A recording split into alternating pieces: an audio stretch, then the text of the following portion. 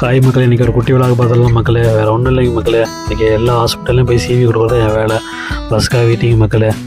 Bus வரப்போகுது. ஒரு வழியாக பஸ் ஏறிட்டேன் மக்களே. பஸ் ஏறிட்டே போயிட்டுருக்கிறேன். அபுதாபி சிட்டிக்கு போயிட்டுருக்கிறேன். ஃபஸ்ட்டு சிவி எங்கே பார்த்தீங்கன்னா வீரமாட்டை கொண்டு போய் கொடுக்க போகிறேன். வீரமாட்டில் போய் மேனேஜரை பார்த்து கொடுத்துட்டு அப்படியே நடந்து வந்துட்டு இருந்தேன் மக்களே. அந்த பில்டிங்லாம் பாருங்கள் எப்படி இருக்குங்க, வேறு லெவலில் இருக்குதுங்களா. இப்போ தான் தெரியுது இங்கே வந்தால் வேலை கிடைக்கிது எவ்வளோ கஷ்டங்கிறது. ரொம்ப கஷ்டம் மக்களே. வெயில் அடிக்கிற வெயிலுக்கு நடக்க முடியல. லைசன்ஸு போட்டிருந்தேன், டிரைவிங் லைசன்ஸு போயிட்டுருந்தேன், கிளாஸு போயிட்டு இருந்தேன். எக்ஸாமில் இதில் ஃபெயில் ஆகிட்டேன் மக்களே. ரொம்ப கஷ்டமாக இருக்குது.